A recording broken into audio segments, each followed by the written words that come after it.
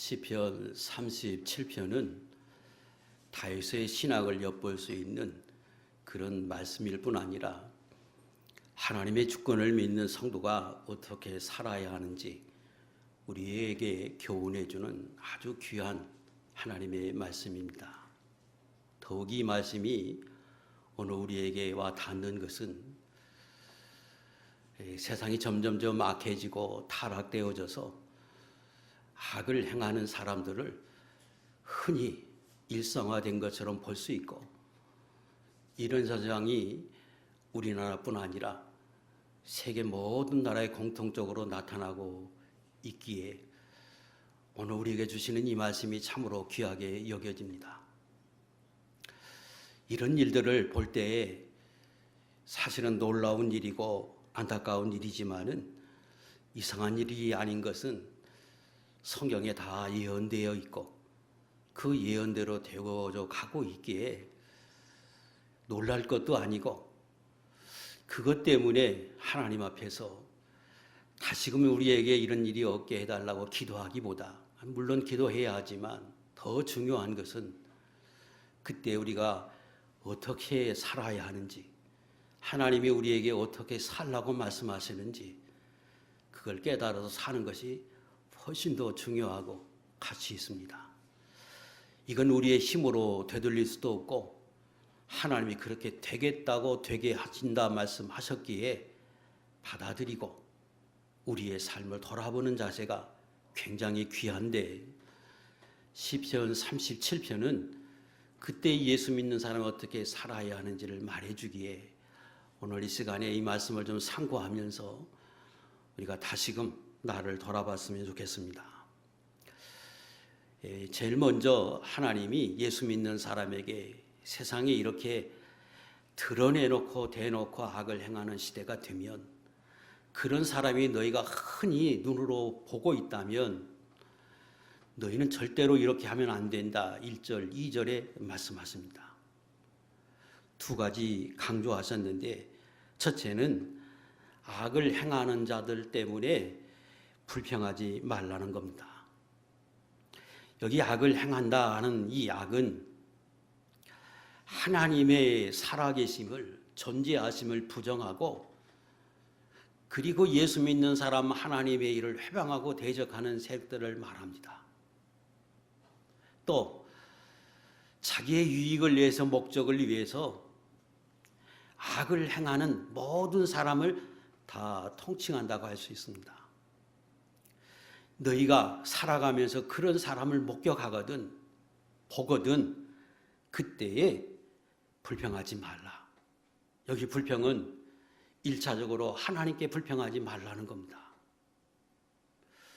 왜 하나님이 세상을 다스리시는데, 살아계신 하나님인데, 주권을 하나님이 갖고 계신데 왜 세상에 이렇게 타락되어져 있고 악을 행하는 사람이 잘 되는 이 세상을 왜 가만히 계십니까? 왜 이런 일이 일어나는 것이, 어찌 이런 일이 이렇게 일어납니까?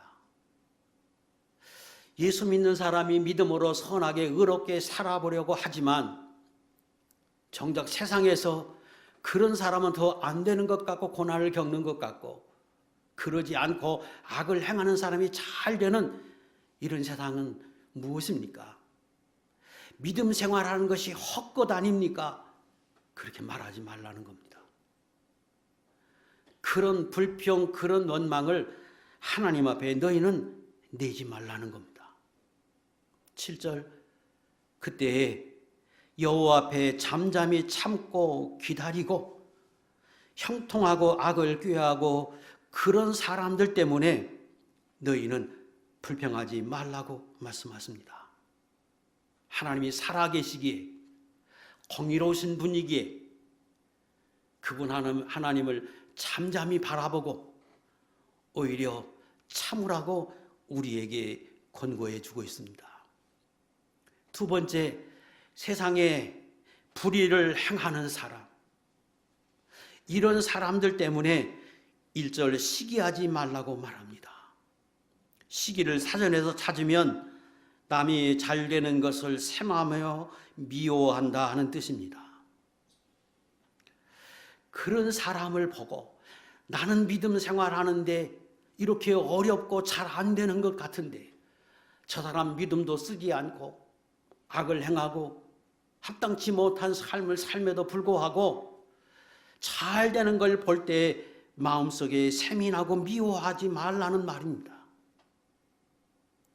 옛날 성경에는 이 부분을 번역할 때 투기라고 번역했습니다. 투기는 사전으로 찾으면 서로 맞붙어 다투다 그런 뜻입니다. 그런 일을 보면 경험하면 미워할 뿐 아니라 분노해서 다투지 말라는 거예요. 원어에 그 지금 번역된 시기와 옛날 성경으로 번역된 투기 중에 어떤 게 더 가깝는가 그러면 옛날 성경이 훨씬 더 가깝습니다. 그래서 8절에 분을 그치고 너를 버리며 불평하지 말라고 설명합니다. 옛날 성경의 투기로 번역한 것이 훨씬 더 원어에 가깝다는 거예요. 이런 현상은 예수 믿는 사람이 흔히 범할 수 있기에 성경의 곳곳에서 우리에게 경계해 주고 있습니다. 시편 73편 2절과 3절 읽겠습니다. 시작. 나는 거의 넘어질 뻔하였고 나의 걸음이 미끄러짐 뻔하였으니 이는 내가 악인의 형통함을 보고 오만한 자를 질투하였음이로다. 여기 질투는 사전으로 찾으면 미워하고 깎아내리다 그런 뜻입니다. 내가 그런 사람을 바라볼 때 미운 마음이 들어서 번번이 그가 하는 것들을 평가절하하고 비방하고 깎아내립니다. 좋지 않은 면으로 더 부가해서 이야기한다는 거예요.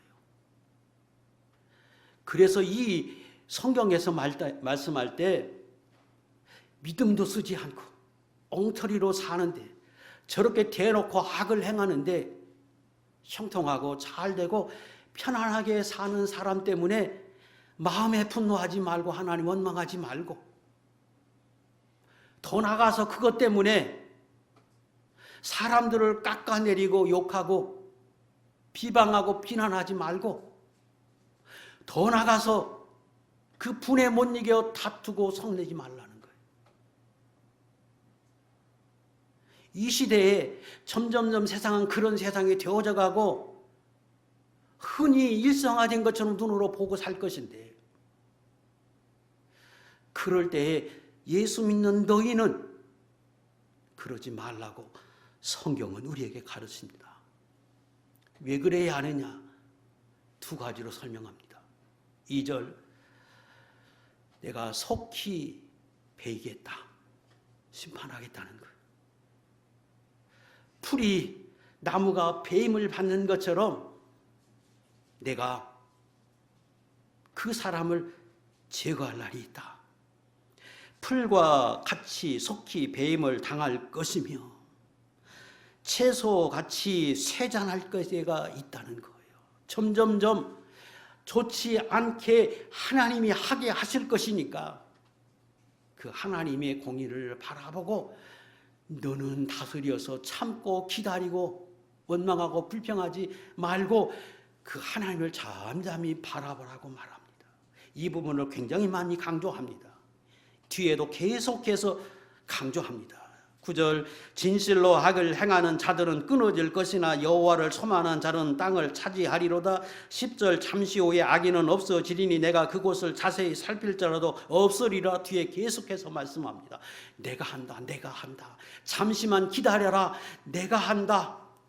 그러므로 네가 나서서 그것 때문에 원망하고 불평하고 마음에 분노가 차고 그래서 사람과 다투고 성내고 그러지 말라. 성경은 우리에게 그렇게 말씀하십니다. 잠시 후에 할 때 이 잠시는 우리가 생각하는 조금 뒤에 시간의 차를 두고 조금만 기다리면 하는 의미가 있습니다. 그런데 이 말 속에는 이 땅의 모든 삶을, 우리의 인생을 잠시로 성경은 표현하기도 합니다.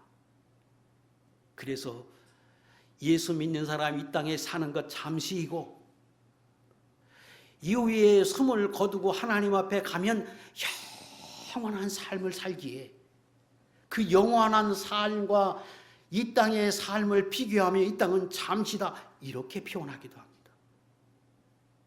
그래서 여기 잠시는 이 땅에 사는 동안 내가 죽기 전에 그 사람이 죽기 전까지도 그럴 수 있다는 거예요.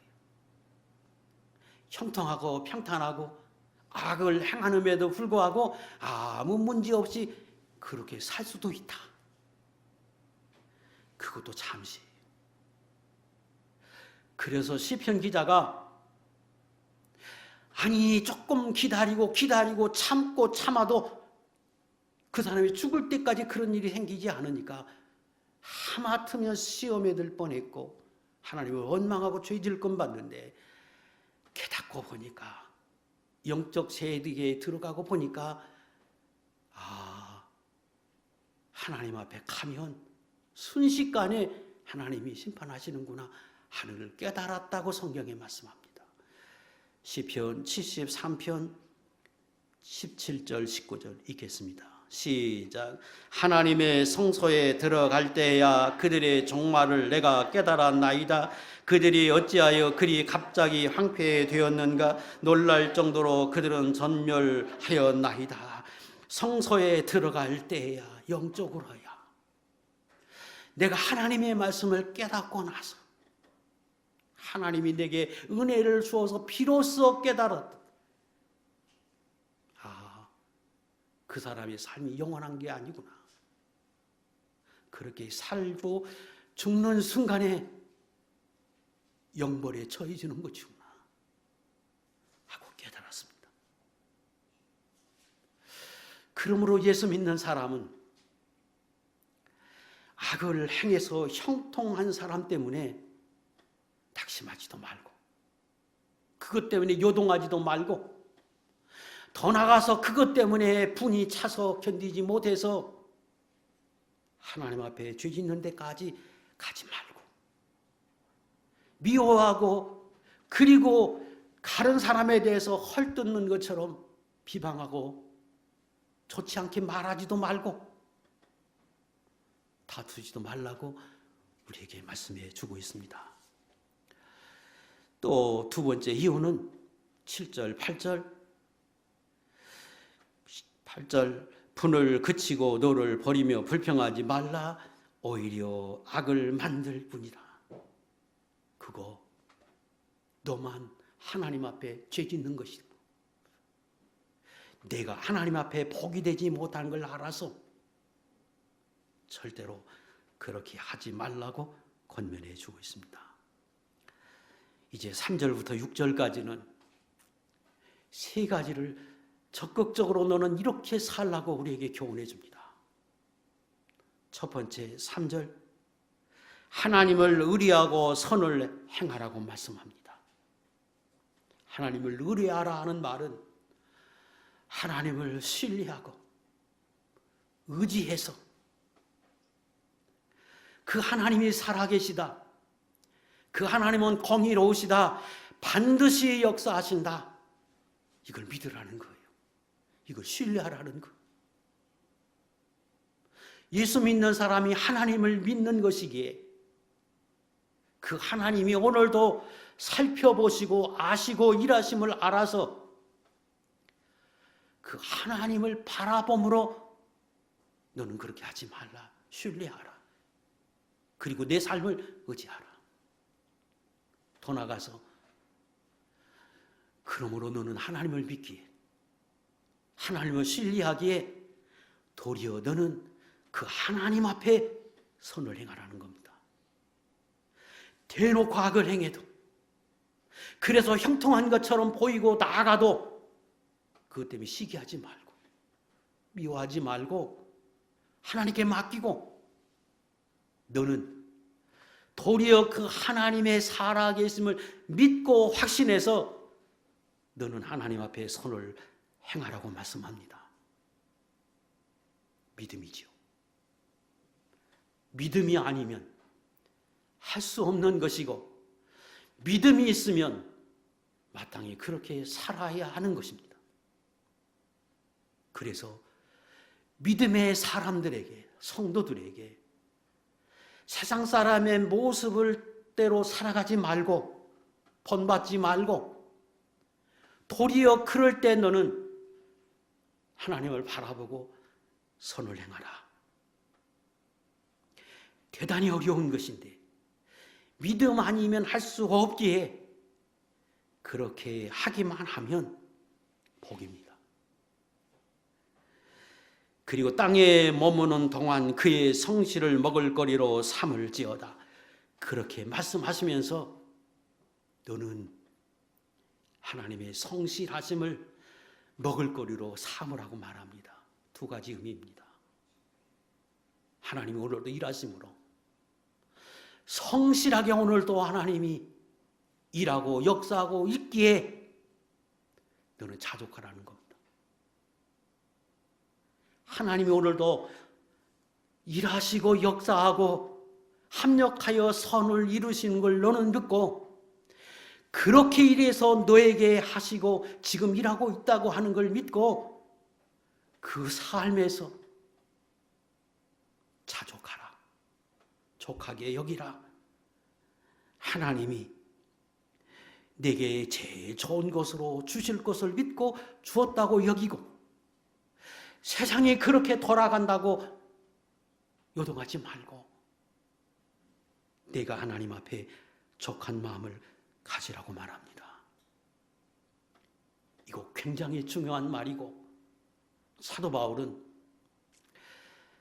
옥에서 기록된 빌립보서에서 무려 18번이나 강조해서 기뻐해라, 기뻐해라, 계속해서 기뻐하라고 강조합니다. 그리고 그는 고백하기를 나는 하나님 앞에 자족하기를 배웠다 하고 설명하십니다. 빌립보 4장 11절 시작. 내가 궁핍 밤으로 말하는 것이 아니니라. 어떠한 형편에든지 나는 자족하기를 배웠노라. 내가 보니까 나는 성실하게 믿음으로 살고 하나님 앞에 어떻게 하든지 바로 해보려고 하나님을 섬기며 사는데 내게 베푸는 은혜는 적은 것 같고, 고난이 있고 어려움이 있고 잘 풀리지 않는데, 저렇게 악을 행하는 사람의 삶은 저렇게 편안하고 잘 되고, 그럴 때 내가 다스리지 않으면 하나님 얼마나 하기 쉽고, 그럴 때에 하나님이 더 적극적으로 말합니다. 자족해라. 그럴지라도 족하게 여겨라. 하나님이 아시고 이 환경도 주었고 이거 내게 족한 줄로 하나님 앞에 여기라. 더 적극적으로 말씀하십니다. 그리고 하나님의 성실함 주인같이 너도 성실하게 살라는 겁니다. 요동하지 말고, 그것 때문에 선을 행하다가 뒷걸음치지 말고, 믿음 생활하다가 뒷걸음치지 말고, 변함없이 끊임없이 이전과 같이 성실하게 하나님을 섬기고 선을 행하고 내 생활을 이어가라고 말씀하십니다. 이 일은 자족하지 않으면 불가능합니다. 저 사람과 비교해서 나를 바라보면 형편이 없게요. 그럼 순식간에 낙심하고 절망해서 내가 그렇게 살지 못하기 때문에 하나님 말씀하십니다. 너는 그때에도 자족하고 하나님의 성실하심 같이 성실하게 그 생활을 이어가라고 말합니다. 더 큰 믿음이지요. 갈라디아 6장 9절, 디모데전서 6장 6절 시작. 우리가 선을 행하되 낙심하지 말지니 포기하지 아니하면 때가 이름에 거두리라. 그러나 자족하는 마음이 있으면 근거는 큰 이익이 되느니라. 절대로 자족하지 않으면 그거 못합니다. 선을 행할 때 하나님이 나에게 더 좋은 것으로 반드시 갚아주신다. 그걸 믿을 때 가능하고 자족할 때 가능합니다. 그래서 자족하면 내 경건세계의 큰 유의라고 말하는 것은 자족할 때 경건을 이어갈 수 있기 때문에 그렇습니다. 두 번째입니다. 4절 또 하나님을 기뻐하라. 여호와를 기뻐하라고 말씀합니다.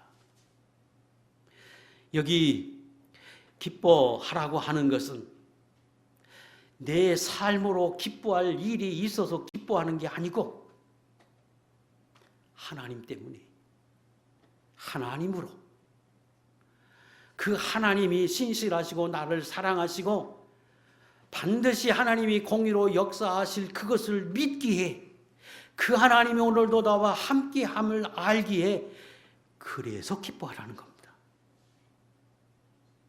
그러니까 악을 행한다, 그런데 형통한다, 절대로 원망하지 말라. 너는 그때 하나님을 신뢰하고 내가 하나님 앞에서 선을 행하는 삶을 살고, 그리고 그 하나님으로 인해 더 적극적으로 기뻐하는, 감사하는 신앙까지 가라는 겁니다.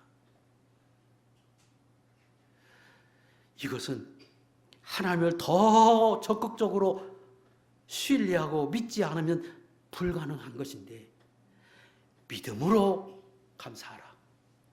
하실 줄로 알고 감사하라. 그래서 데살로니가전서 5장 16절 이하에 예수 믿는 성도들에게 주신 하나님의 거룩한 뜻 세 가지 말씀할 때 첫 번째가 항상 기뻐하라는 겁니다.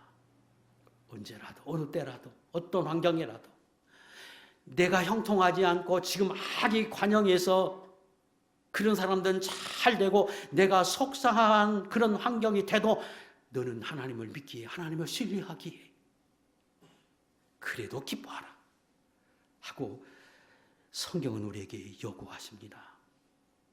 여기 기뻐하라고 하는 이 말의 원어의 의미는 실제로 기뻐하라는 의미도 있고, 생활 속에서 그 하나님 때문에 내가 기뻐하는 마음으로 그 하나님을 신뢰하는 마음이 있기에 내 마음을 부드럽게 하라, 유연하게 하라 하는 의미가 더 있습니다. 그러니까 이전에 지금 악인이 형통한 것 때문에 내가 분노해 있어요. 근데 하나님 말씀하십니다. 너 하나님 믿지? 그 나를 신뢰하고 여전히 선을 행하고 나 때문에 기뻐하고 나 때문에 내 생활이 그런 사람처럼 분노하는 게 아니라 너는 더 부드럽고 유하고 그런 사람이 되라는 거예요. 반대지요. 세상 사람의 모습이 아니라 너는 하나님을 믿기에 더 반대의 모습으로 살라고 적극적으로 우리에게 말씀하십니다. 고난이 있고 어려움이 있고 일이 잘 안 될 때 그래 하나님 때문에 내가 기뻐하고 그 하나님 때문에 내 마음을 다스려서 부드럽고 요연하고 그리고 모든 사람을 포용할 수 있는 마음까지 품으라는 거예요. 하나님을 절대적으로 신뢰하지 않으면 안 됩니다. 사람이 형통하지 못한데 어떻게 기뻐하고 내가 유연하고 부드럽고 너그러운 사람이 될 수 있어요? 그렇게 하라는 거예요. 그거 신앙 아니면 절대 불가능합니다. 그래서 하나님이 내가 정말로 그렇게 살 수만 있다면, 내가 그렇게 산다면 내가 약속하마 4절은 같이 읽겠습니다. 시작. 또 여호와를 기뻐하라. 그가 내 마음의 소원을 내게 이루어 주시리로다. 그렇게만 살면, 내가 그런 믿음만 가지면, 그런 삶으로 내가 살면 내가 너 소원 다 이루어줄게. 왜요? 그게 믿음이니까. 큰 믿음이 아니면 불가하기에 그 믿음을 실제로 소유해서 삶으로 실천할 수 있다면 내가 마음먹은 것, 내가 소원하는 것, 내가 품은 것 내가 이루어줄게. 이렇게 말씀하십니다. 여러분, 하나님을 섬기면서 복을 다 받고 싶어 합니다. 그런데 하나님 앞에 복을 받는 비결이 멀리 있지 않고 오늘 말씀에 보면 이 타락한 시대에 대놓고 악을 행하고 자기 유익과 목적을 위해서는 수단과 방법을 가리지 않고 부끄러워할 줄도 모르고 행하는 이 어두운 시대에 너는 분노하지 말고 잘 다스려서 오히려 그 하나님을 신뢰하고 여전히 다른 사람이 바보같이 여겨도 선을 행하려고 하고 그때 하나님을 더 기뻐하는 이런 믿음을 내가 가져라. 그러면 내가 너에게는 보상해 줄게. 다 이루어 줄게. 내 소원이 이루어지고 내 삶에 맥힌 문제 내가 풀어줄게. 이렇게 약속해 주었습니다. 결심하고 다짐해 봅시다. 어렵지만 그렇게 사는 사람을 찾아보기가 참으로 어려운 희귀한 시대지만 우리 교회에 참여하는 저와 여러분은 온전하지 않지만 그렇게 살아보자. 그렇게 살아보자. 결심하시고 실제로 생활 속에서 그렇게 살아서 여러분들의 소원을 다 이루어받는 복 있는 종들이 될 수 있기를 주의 이름으로 축복합니다. 빌립보 4장 4절 5절 읽겠습니다. 시작. 주 안에서 항상 기뻐하라. 내가 다시 말하노니 기뻐하라. 너희 관영을 모든 사람에게 알게 하라. 주께서 가까우시니라. 이 말씀이 다 있지요. 기뻐해라. 어느 때라도 기뻐해라. 내가 다시 말하노니 기뻐해라. 좋을 때든지 그렇지 않을 때든지 형통할 때든지 그렇지 않을 때에도 기뻐하라. 그리고 실제로 내 마음을 유연하게 해서 모든 사람에게 포용하고 부드럽고 유연한 사람, 온유한 사람, 그런 사람으로 내가 실제로 살라. 왜? 하나님이 가까이 계시다. 내 옆에 계시다. 하나님이 가까이 계셔서 너의 삶을 보고 하나님이 채워주실 걸 믿고 실제로 그렇게 살라고 우리에게 말씀하십니다. 성경은 하나님이 내게 복을 주셨으므로 형통하게 하셨으므로 기뻐하라. 물론 그렇게 해야지요. 그러나 소극적으로 그렇게 성경은 말씀하지 않습니다. 그런 기쁨은 그런 행복은 오래가지 못합니다. 절대로 기뻐하며 살 수 없습니다. 왜요? 인간은 욕심이 있어서 뭘 이루면 순간 기뻐하고 감사하고 그저 너무 기뻐서 뛸지라도 이틀, 3일, 4일 지나면 사라집니다. 그리고 더 큰 목적을 향해서 또 사로잡힙니다. 그래서 며칠 지나면 그 기쁨이 사라지고 그 앞에 있는 것 다른 사람과 비교해서 더 큰 것 때문에 마음속에서 또다시 욕심이 발휘해서 기쁨이 다 사라지고 원망과 불평이 또 나기 시작하고 이전의 생활로 다시 돌아가는 법이기 때문에 그렇습니다. 진짜 기쁨은 내가 영원히 누릴 수 있는 기쁨은 자족으로부터 시작해서 그 모든 삶 속에서 하나님이 제일 좋은 것으로 주셨다 주실 것이다. 하나님이 옆에 계시다. 그러므로 그 하나님 때문에 기뻐함으로 기뻐할 때 그의 삶이 기뻐할 수 있고 하나님이 기뻐하는 삶을 살 수 있습니다. 저도 여러분도 성숙된 신앙으로 살아서 그 어떤 삶 속에서도 자족하고 그 속에서 기뻐하고 하나님이 기쁘시게 하는 모습의 사람들이 될 수 있기를 원합니다. 세 번째, 내 길을 하나님께 맡기라 5절과 6절에 말씀합니다.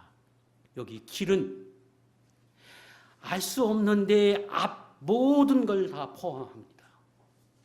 내 미래, 내 앞에 일어날 모든 사건들 다 포함된 단어입니다. 내 앞에 있는 염려 다 포함됩니다. 그리고 하나님께 맡기라고 할 때 이 맡김은 옮겨 놓다 하는 뜻이고 저 높은 곳에서 뭐를 굴러 내리면 아래로 내려가서 부딪혀 거기 그대로 있겠지요. 내 삶의 모든 것들을 하나님 앞에 굴러 내려서 그 하나님 앞에 다 옮겨 놓은 것과 같은 그런 삶을 말합니다.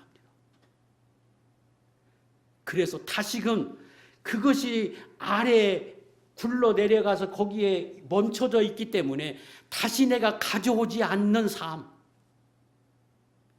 이걸 말하는데 내 길, 내 앞에 있는 모든 것을 그 하나님 앞에 옮겨 놓는 사람처럼 너는 그렇게 살라고 말씀하십니다. 왜요? 그 얼마나 그렇게 옮겨 놓으면 모든 책임은 다 하나님이 질 것이고 하나님이 책임져 주실 것이니까 그렇게 할 수 있다면 내가 그렇게 하라는 거예요. 성경은 이게 굉장히 어리석어 보이고 무책임한 것처럼 보일 수 있는데 하나님은 적극적으로 우리에게 요구합니다. 너 내 삶을 다 내게 옮겨놓으라.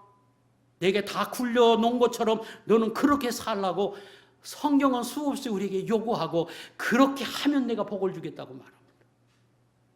오늘 말씀이 그거잖아요. 5절 내 길을 여호와께 맡기라. 그를 의지하면 그가 이루시고 6절 내 의를 빛같이 나타내시며 내 공의를 정오의 빛같이 하시리로다. 그러면 내가 내 의를 내가 행하는 모든 그 의를 다 드러내게 하신다. 복을 주겠다는 거예요. 내 선을 다 드러내서 그 선에 대한 합당한 복을 내게 주시겠다고 말씀하십니다. 띄우세요. 잠언 16장 3절, 베드로전서 5장 7절, 시편 55편 22절 시작. 너의 행사를 여호와께 맡기라. 그리하면 내가 경영하는 것이 이루어지리라. 너의 염려를 다 주께 맡기라. 이는 그가 너희를 돌보심이라. 내 짐을 여호와께 맡기라. 그가 너를 붙드신다고 말씀하고 의인의 요동함을 허락하지 않는다고 말씀하십니다. 무책임한 것 같은데 내 모든 것을 하나님 앞에 옮겨 놓으라고 말씀하는 이 말씀이 무책임한 것이잖아. 난 아무것도 안 하고 하나님 앞에 다 맡겨놓으라. 그냥 하나님 그걸 기뻐하시고 그렇게 하라고 우리에게 요구하십니다. 그러면 내가 이루시겠다. 묻겠습니다. 여러분 하나님 앞에 여러분 인생을 맡겼습니까? 여러분의 어떤 문제를 하나님께 맡기고 기도하십니까? 그러면 하나님이 다 이루어 주셨습니까? 예, 감사해요. 그런데 그러지 않은 것처럼 여겨진다면 나를 돌아봐야 합니다. 왜? 하나님의 약속은 변함이 없는데 맡기기만 하면 내가 이룬다고 말씀하시고 붙드신다고 말씀하시고 돌보신다고 말씀하셨는데 그러지 않는다고 하면 말로만 맡겼고 실제로 맡기지 않은 삶이기 때문에 그렇습니다. 그래서 진짜 맡긴 사람인지 돌아봐야 해요. 진짜 맡긴 사람은 반드시 그 표징이 나타나 있고 더 삶으로 그렇게 사는 사람이어야 합니다. 생각해 보세요. 내가 하나님 앞에 맡겼다면 내 뜻대로 살지 않습니다. 전적으로 주님을 주목합니다. 왜? 나의 모든 인생의 내 문제가 하나님께 있는데 항상 하나님만 바라볼 거고 그 하나님이 뭐라고 하는지 그걸 따라서 살려고 할 거고 그 곁을 떠나지 않고 뭐든지 그분에게 말씀할 거고 그게 전제되어 있는 거예요. 그게 맡긴 사람의 삶이 그런 입으로만 맡기고 실제로 삶으로는 그렇지 않으면 그 맡긴 게 아니죠. 그래서 약속이 이루어지지 않은 것처럼 여겨질 뿐이에요. 하나님은 내 모든 걸 하나님 앞에 굴려놓는 것처럼 옮겨놓는 것처럼 그렇게 살고 그렇게 옮겨놨기에 내 모든 시선이 그 하나님께 두고 그분의 주목해서 실제로 우리에게 살아가라고 말씀하십니다. 이제 말씀을 마치려고 그럽니다. 존재했던 것처럼 세상에 참 악해지고 있습니다. 그런데 성경이 예언입니다. 내가 올 날이 가까우면 세상이 다 그렇게 변할 것이다. 그래서 많은 예수 믿는 사람들도 그걸 바라보고 하나님이 안 계시다. 믿음 생활 해야 할 것이다. 의미 없다. 그래서 본받아서 사는 세상이 될 것이다. 그런데 한편으로선 하나님이 말씀하십니다. 너는 하나님을 정말로 믿는다면 너희는 하나님을 신뢰하고 그래서 하나님 앞에 불평하고 원망하고 분노하고 삶으로 그렇게 살지 말고 오히려 그 하나님 앞에 신뢰하고 선을 행하고 그 하나님으로 기뻐하는 삶을 살고 내 삶을 맡긴 자와 같은 삶으로 너는 살라고 말씀하십니다. 그런 사람이 적기에 내가 그렇게 살기만 하면 내가 책임져 주마. 내 마음에 있는 소원 이루어 주겠다고 말씀하셨음을 기억하고 저와 여러분 모두 다 하나님 앞에 그렇게 살아드리는 우리 믿음의 종들이 될 수 있기를 주의 이름으로 축복합니다. 기도하겠습니다.